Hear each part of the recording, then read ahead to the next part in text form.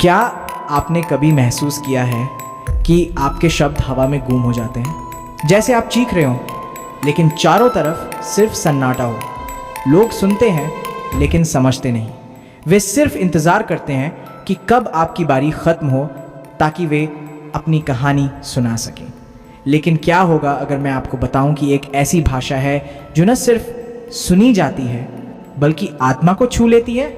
एक भाषा जो दिलों को बांध लेती है, दिमागों को नियंत्रित कर लेती है और लोगों को आपके शब्दों का गुलाम बना देती है। ये कोई साधारण बातचीत नहीं, ये है सिडक्शन की भाषा। एक खतरनाक कला जो अगर गलत हाथों में पड़ जाए तो जीवन बदल सकती है या बर्बाद कर सकती है। लेकिन सवाल ये है, क्या आप इस कला को सीखने के लिए तैयार हैं? क्या आप जानना चाहते हैं कि कैसे एक साधारण वाक्य किसी की रातों की नींद उड़ा सकता है? अगर हाँ, तो इस वीडियो को अंत तक देखिए, क्योंकि आज हम खोलेंगे ऐसे रहस्य जो आपकी जिंदगी बदल सकते हैं।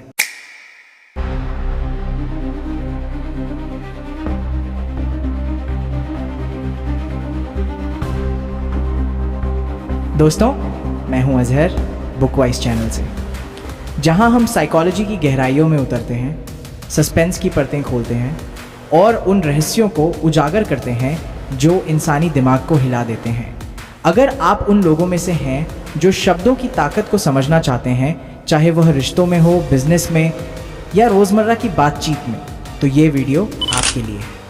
लेकिन चेतावनी जो आप आज सुनेंगे वह आपको रातों की नींद उड़ा सकता है, क्योंकि आज हम बात करेंगे द आर्ट ऑफ सेडक्शनल लैंग्वेज की शब्दों से किसी को मोहित करने की कला। और हाँ, अगर आप अंत तक रुकेंगे तो मैं आपको 3 ऐसे राज बताऊंगा जो आपकी हर बातचीत को बदल देंगे। तो लाइक बटन दबाएं, सब्सक्राइब करें और बेल आइकन ऑन कर लें, क्योंकि आगे का सफ़र खतरनाक होने वाला है। चलिए, सबसे पहले समझते हैं कि ये सेडक्शन की भाषा आखिर है क्या। कल्पना कीजिए, एक ऐसा पल जहां आप कुछ कहते हैं और सामने वाला व्यक्ति रुक जाता है, उसकी सांसें थम जाती हैं, वह आपकी आंखों में खो जाता है और बिना जाने अनजाने आपके काबू में आ जाता है। लेकिन यह जादू कैसे होता है? क्या यह सिर्फ मीठी बातें हैं? नहीं, यह है एक गणित, भावनाओं का गणित, जहां हर शब्द एक हथियार है, हर चुप्पी एक जाल। साइकोलॉजी के अनुसार इंसानी दिमाग हमेशा उन बातों की तरफ आकर्षित होता है जो उसके डर, सपनों या अधूरी इच्छाओं को छूती हैं। लेकिन सावधान, इस कला में एक खतरा छिपा है। अगर आप ज़्यादा बोलेंगे तो सब कुछ खो देंगे, अगर कम बोलेंगे तो सब कुछ पा लेंगे। उदाहरण के लिए सोचिए, अगर आप किसी मीटिंग में हैं और आपका बॉस आपकी बात नहीं सुन रहा, क्या आप सीधे अपनी डिमांड रखेंगे या धीरे धीरे उसके अहंकार को सहलाते हुए बात करेंगे? यही फर्क है साधारण भाषा और सिडक्शन की भाषा में। अभी तक उत्सुक हैं? तो चलिए एक ऐतिहासिक रहस्य से शुरुआत करते हैं जो दिखाएगा कि कैसे एक आदमी ने शब्दों से पूरे देश को ठग लिया, लेकिन वह ठगी इतनी मीठी थी कि लोग खुशी खुशी ठगे गए। 13 मई 1958 फ्रांस का आकाश काला हो चुका था। अल्जीरिया में बगावत हो गई। दक्षिणपंथी सेना ने सत्ता हथिया ली और गृह युद्ध की आहट सुनाई देने लगी। हर कोई डर रहा था, क्या फ्रांस टूट जाएगा? उस समय फ्रांस की चौथी रिपब्लिक कमज़ोर हो चुकी थी। राजनीतिक दल आपस में लड़ रहे थे और अल्जीरिया, जो फ्रांस का उपनिवेश था, आज़ादी की मांग कर रहा था। बागियों को डर था कि समाजवादी सरकार अल्जीरिया को आज़ाद कर देगी, जिससे उनकी सत्ता और संपत्ति छिन जाएगी। वे पूरे फ्रांस पर कब्जा करने की धमकी दे रहे थे। स्थिति इतनी गंभीर थी कि लोग सड़कों पर उतर आए।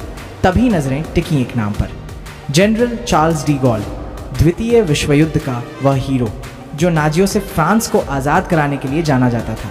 लेकिन पिछले 10 साल से वह राजनीति से दूर थे, क्योंकि राजनीतिक दलों की कलह से ऊब चुके थे।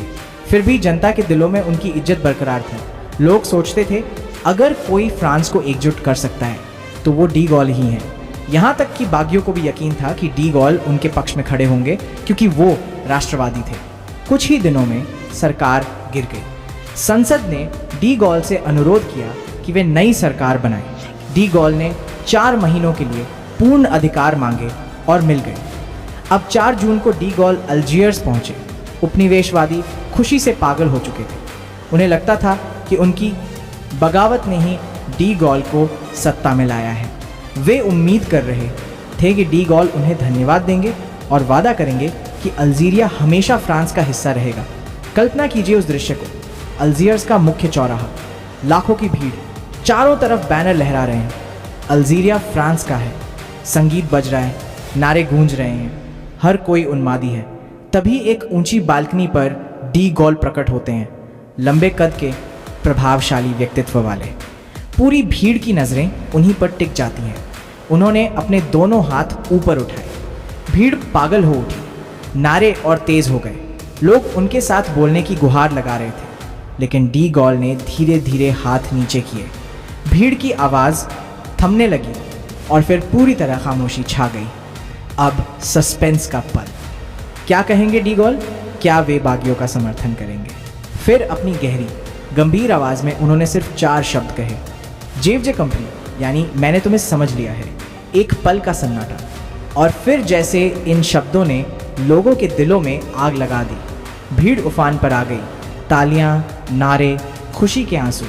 बस यही सुनना चाहते थे वो लोग। कोई वादा नहीं, कोई घोषणा नहीं, सिर्फ मैंने तुम्हें समझाया। इतना ही काफ़ी था। लेकिन क्यों? साइकोलॉजी कहती है कि इंसान हमेशा वैलिडेशन चाहता है, ये महसूस करना कि कोई उसे समझता है। डी गॉल ने यही किया। उन्होंने शब्दों से भावनाओं को छुआ, न कि तथ्यों को। यही है सिडक्टिव भाषा की ताकत। जब शब्द कम होते हैं लेकिन असर गहरा। लेकिन खेल तो असल में इसके बाद शुरू हुआ। डी गॉल ने भाषण जारी रखा। पहले फ्रांस की महानता की बात की और भीड़ ने जोरदार तालियां बजाईं। फिर कहा, जल्द नए चुनाव होंगे और चुने गए प्रतिनिधियों के साथ मिलकर हम बाकी काम देखेंगे। लोगों ने समझा यही तो चाहिए था, एक मजबूत सरकार। भीड़ फिर झूम उठी। उसके बाद हम फ्रांस के समूह में अल्जीरिया के लिए एक स्थान खोजेंगे। ध्यान दें, यह कोई ठोस वादा नहीं था, लेकिन शब्द ऐसे चुने गए कि लगे जैसे बागियों के पक्ष में हैं। फिर बोले, पूर्ण अनुशासन चाहिए, बिना शर्त, बिना बहस। अब कौन सवाल उठाता? ये शब्द हर राष्ट्रवादी के दिल को छूने वाले थे। और अंत में, विव ला रिपब्लिक, विव ला फ्रांस, वही नारा जो विश्वयुद्ध में गूंजा था। एक भावनात्मक विस्फोट, और पूरी भीड़ ने दोहराया। भीड़ पागल थी, जुनूनी थी। उनका हीरो उनके साथ खड़ा था, ऐसा उन्होंने सोचा। अगले दिनों में डी गॉल ने अल्जीरिया के अलग अलग हिस्सों में ऐसे ही भाषण दिए। हर जगह वही नशा, वही जोश, वही भ्रम। लेकिन फिर सच्चाई धीरे धीरे सामने आने लगी। लोगों ने गौर किया। डी गॉल ने कहीं नहीं कहा कि अल्जीरिया हमेशा फ्रांस का रहेगा, बल्कि इशारों में कहा कि अरबों को वोटिंग राइट्स मिल सकते हैं, और शायद बागियों को माफ़ी भी जो फ्रांसीसियों को भगाने के लिए लड़ रहे थे। ये सब उत्साह में खो गया था। असल में डी गॉल ने उन्हें धोखा दिया, लेकिन शब्दों से नहीं, भावनाओं से। उनका असली मकसद फ्रांस को आधुनिक ताकत बनाना। अल्जीरिया को आज़ादी देनी होगी, लेकिन सीधे कहने से युद्ध छिड़ जाता। इसलिए मास्टर प्लान, भावनाओं में बहाओ, वक्त खरीदो, योजना लागू करो। उनका मैंने तुम्हें समझाया का मतलब हो सकता था, मैं जानता हूँ तुम कितने खतरनाक हो। लेकिन भीड़ ने वही सुना जो चाहती थी। ये कहानी हमें क्या सिखाती है? सिडक्टिव भाषा में पहला राज, अस्पष्ट रहो। शब्दों को ऐसे चुनो कि लोग अपनी कल्पनाएं डालें। साइकोलॉजी के अनुसार ये कॉन्फर्मेशन बायस है। लोग वही सुनते हैं जो उनके विश्वासों से मेल खाता है। आप भी ट्राई कीजिए। अगली बार किसी से बात करते हुए उनकी भावनाओं को वैलिडेट करो। कहो, मैं समझता हूं तुम क्या महसूस कर रहे हो। देखिए कैसे वे खुल जाते हैं। लेकिन ये सिर्फ शुरुआत है। अब एक ऐसी कहानी जो आपके रोंगटे खड़े कर देगी। एक आदमी जो शब्दों से नहीं, चिट्ठियों से किसी की आत्मा चुरा लेता है। क्या आप तैयार हैं इस सस्पेंस के लिए? ये कोई प्रेम कहानी नहीं, ये नियंत्रण की कला है। 1830 के दशक, कोपेनहेगन की शांत सड़कें। जोहान्स नाम का एक आदमी रुकता है। उसकी नज़र पड़ती है एक मासूम लड़की पर, कॉर्डेलिया। वह कोई साधारण प्रेमी नहीं, एक शिकारी है। कॉर्डेलिया किताबों में खोई रहती है, रिश्तों को ठुकराती है, उसके घर में रहती है अपनी मौसी के साथ, एक शांत जिंदगी। लेकिन जोहान्स सोचता है उसके दिल में अधूरे सपने होंगे, उपन्यासों से प्रेरित रोमांटिक कल्पनाएं। योजना बनती है। वह दोस्त एडवर्ड के साथ उसके घर जाता है। एडवर्ड बेढंगा, ज़्यादा बोलने वाला, खुद को साबित करने की कोशिश में। लेकिन जोहान्स वह चुप, रहस्यमय, मौसी से उबाऊ बातें करता किसानी, मौसम, अखबार, लेकिन कभी कभी दर्शन छेड़ता और कॉर्डेलिया की आंखों में चमक आ जाती। वह छिपाने की कोशिश करती, लेकिन जोहान्स सब देखता। हफ्तों यह खेल चलता है। बिना बोले एक अदृश्य जाल बुनता है। एडवर्ड बोझ लगता, जोहान्स रहस्य बन जाता। फिर एक सुबह जब मौसी घर पर नहीं, जोहान्स सीधा कॉर्डेलिया के सामने। सूखे औपचारिक लहजे में शादी का प्रस्ताव। कॉर्डेलिया सन्न, जो आदमी आज तक ठीक से बोला नहीं, अब जीवन भर का रिश्ता वह मौसी को बताती, जो सहमत हो जाती। कॉर्डेलिया चुप रही, जो सहमति बन गई। अब वे मंगेतर हैं। जोहान्स आता, हाथ पकड़ता, बातें करता, लेकिन अब भी दूर, औपचारिक, किताबों की बात करता, लेकिन जैसे ही वह जुड़ती, विषय बदल देता। कॉर्डेलिया अंदर टूटने लगती। क्या यही प्यार है? इतनी ठंडक। वह उम्मीद करती कि मंगनी के बाद बदल जाएगा, लेकिन नहीं। बाहर जाते तो बोरिंग आयोजनों में ले जाता, जहाँ परंपरा होती, प्रेम नहीं।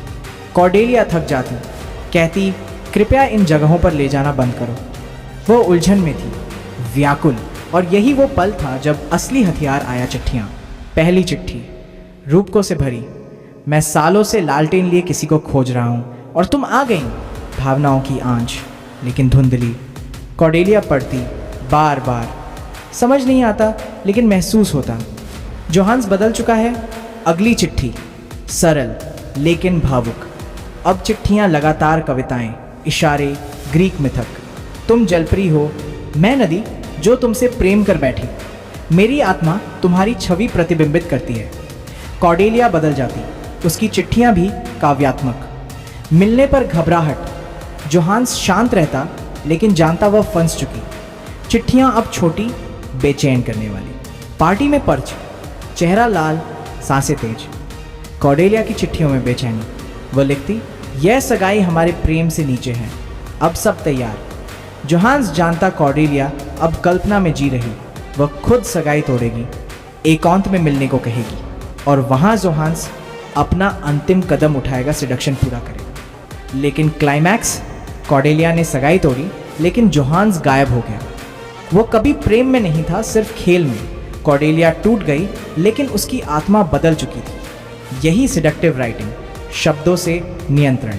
अब एक और उदाहरण लीजिए रोज़मर्रा का। कल्पना कीजिए, डेट पर आप सीधे कहते हो, तुम अच्छी लगती हो, लेकिन सिडक्टिव तरीका, तुम्हारी आंखों में वो चमक है जो रातों को जगाए रखती है। देखिए फर्क, एक तथ्य, दूसरा भावना। साइकोलॉजी कहती है ये मिरर न्यूरॉन्स डिकोड करता है। लोग खुद को आपके शब्दों में देखते हैं। अब सोचिए, आपने कितनी बार बोला, लेकिन सुने नहीं गए, क्योंकि सच्चाई बोली, लेकिन भावनाओं में नहीं लपेटा। आज आपने सीखा शब्द हथियार, चुप्पी जाल, 3 राज। 1, अस्पष्ट रहो, कल्पनाएं डालने दो। 2, भावनाओं को वैलिडेट करो। 3, चुप्पी इस्तेमाल करो, वह सबसे तेज बोलती है। लेकिन खतरा, गलत इस्तेमाल से बर्बादी। यह सिर्फ शुरुआत। अगली वीडियो में गहराई, चुप्पी से भरोसा कैसे, शब्दों से मन का खेल। अगर सस्पेंस जारी रखना चाहते हैं, लाइक, शेयर, सब्सक्राइब करें। याद, सबसे खतरनाक शब्द बोले नहीं जाते। मिलते हैं अगले एपिसोड में। बुकवाइज साइकोलॉजी सस्पेंस से मिलती है।